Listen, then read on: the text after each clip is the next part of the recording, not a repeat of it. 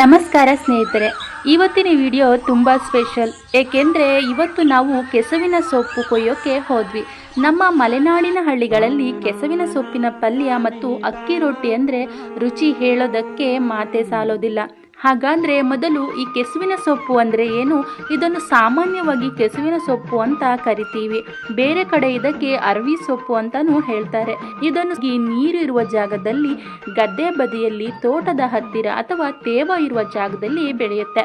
ನಮ್ಮ ಊರಲ್ಲಂತೂ ಈ ಸೊಪ್ಪು ತರೋಕೆ ಒಂದು ವಿಶೇಷ ಜಾಗವೇ ಇದೆ, ಅದೇ ಗದ್ದೆ ಬದಿ.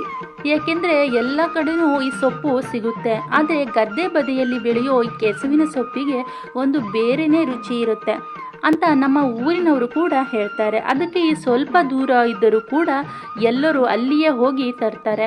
ಹಾಗೆ ನಾವು ಕೂಡ ಅಲ್ಲಿಗೆ ಹೋದ್ವಿ. ದಾರಿಯಲ್ಲಿ ಹೋಗ್ತಾ ಇದ್ದಾಗ ಮಧ್ಯೆ ತುಂಬೂರು ಹಣ್ಣಿನ ಮರ ಕಣ್ಣಿಗೆ ಬಿತ್ತು. ಈ ತುಂಬೂರು ಹಣ್ಣು ಅಂದರೆ ನಮ್ಮ ಚೈಲ್ಡ್ಹುಡ್ ನೆನಪುಗಳೇ ಬರುತ್ತೆ. ಈ ಹಣ್ಣು ಸ್ವಲ್ಪ ಹುಳಿ, ಸ್ವಲ್ಪ ಸಿಹಿ, ತಿನ್ನೋಕೆ ತುಂಬ ರುಚಿ. ಶಾಲೆ ಮುಗಿಸಿ ಬರುವಾಗ ಈ ಹಣ್ಣು ತಿನ್ನದೆ ಮನೆಗೆ ಹೋಗ್ತಾ ಇರಲಿಲ್ಲ. ಹಾಗೆ ನೆನಪುಗಳ ಜೊತೆ ಗದ್ದೆ ಕಡೆ ಹೋದ್ವಿ. ಅಲ್ಲಿ ನೋಡಿದ್ರೆ ಎಲ್ಲರೂ ಕತ್ತರಿಸಿಕೊಂಡು ಹೋಗಿದ್ದರಿಂದ ಸ್ವಲ್ಪ ಮಾತ್ರ ಸೊಪ್ಪು ಉಳಿದಿತ್ತು. ಆದರೂ ಹೊಸ ಚಿಗುರುಗಳು ಬಂದಿದ್ವು.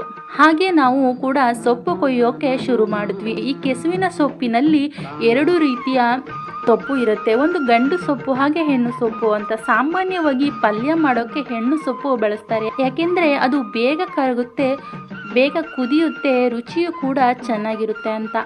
ಹೆಣ್ಣು ಸೊಪ್ಪನ್ನು ಹೇಗೆ ಗುರುತಿಸೋದು ಅಂದರೆ, ಅದರ ಎಲೆ ಮಧ್ಯದಲ್ಲಿ ಒಂದು ಡಾಟ್ ಇರುತ್ತೆ, ನೇರಳೆ ಬಣ್ಣದ ಡಾಟ್ ಇರುತ್ತೆ. ಇದರಿಂದ ಗುರುತಿಸುತ್ತಾರೆ. ಇದರ ದಿಂಡನ್ನು ಕೆಸುವಿನ ಚೀಪು ಅಂತ ಕರೀತಾರೆ. ಇದನ್ನು ಕೂಡ ಪಲ್ಯದಲ್ಲಿ ಹಾಕ್ತಾರೆ. ತುಂಬಾ ರುಚಿ ಕೊಡುತ್ತೆ ಕೂಡ. ಹಾಗೆ ಸೊಪ್ಪು ಕೊಯ್ಯುವಾಗ ಅಲ್ಲೇ ನೀರಿನಲ್ಲಿ ಚಿಕ್ಕ ಮೀನುಗಳು ಕೂಡ ಕಾಣಿಸ್ತು. ನಾವು ಹಿಡಿಯೋಕೆ ಟ್ರೈ ಮಾಡಿದ್ವಿ, ಆದ್ರೆ ನೀರು ಕ್ಲಿಯರ್ ಆಗಿರ್ಲಿಲ್ಲ, ದುಪ್ಪಟ ಕೂಡ ಕಂದುತ್ತಾ ಇರಲಿಲ್ಲ, ಹಾಗಾಗಿ ಸಿಗ್ಲಿಲ್ಲ. ಬಿಸಿಲು ಜಾಸ್ತಿ ಆಗ್ತಾ ಇದ್ದಿದ್ರಿಂದ ನಾವು ಅಲ್ಲಿಂದ ಹೊರಟ್ವಿ.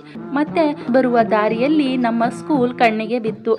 ಹಾಗೆ ಮಿಡಲ್ ಸ್ಕೂಲ್ಗೆ ಹೋಗಿ ಸ್ವಲ್ಪ ನೆನಪುಗಳ ಜೊತೆ ರಿಫ್ರೆಶ್ ಮಾಡ್ಕೊಂಡ್ವಿ.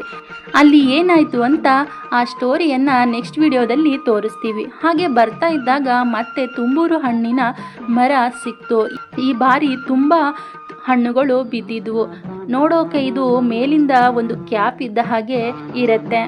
ಹಾಗೆ ಬಿದ್ದ ತುಂಬೂರು ಹಣ್ಣುಗಳನ್ನೆಲ್ಲ ಆಯ್ದುಕೊಂಡು ಸ್ವಲ್ಪ ತಿಂದು ಮತ್ತೆ ಮನೆ ಕಡೆ ಬಂದ್ವಿ. ಮನೆಗೆ ಬರೋ ಮುನ್ನ ಪಲ್ಯಕ್ಕೆ ಬೇಕಾದ ಸಣ್ಣ ಮೆಣಸು ಬೇಕಿತ್ತು. ಹಾಗಾಗಿ ಸ್ವಲ್ಪ ಮೆಣಸು ಕೂಡ ಕೊಯ್ಕೊಂಡ್ವಿ. ಹಳೆಯ ಕಾಲದಲ್ಲಿ ಹಣದ ಕೊರತೆ ಇದ್ದಾಗ ಅಥವಾ ತರಕಾರಿ ಸಿಗದ ಸಮಯದಲ್ಲಿ ಈ ಸೊಪ್ಪಿನ ಪಲ್ಯವೇ ಒಂದು ಹೊತ್ತಿನ ಊಟಕ್ಕೆ ಆಗ್ತಿತ್ತು. ಅಷ್ಟು ಉಪಯೋಗದ ಸೊಪ್ಪು ಇದು. ಆರೋಗ್ಯದ ಪ್ರಯೋಜನಗಳು ಕೂಡ ಇದೆ. ಇದರಲ್ಲಿ ಫೈಬರ್ ಜಾಸ್ತಿ, ಜೀರ್ಣಕ್ರಿಯೆಗೆ ಒಳ್ಳೆಯದು, ಕಬ್ಬಿಣಾಂಶ ಇದೆ. ಹಾಗೆ ರಕ್ತಹೀನತೆ ತಪ್ಪಿಸಲು ಸಹಾಯ ಮಾಡುತ್ತೆ. ಹಾಗೆ ಗ್ರಾಮೀಣ ಊಟದಲ್ಲಿ ಇದು ಒಂದು ಮುಖ್ಯವಾದ ನೈಸರ್ಗಿಕ ಆಹಾರ.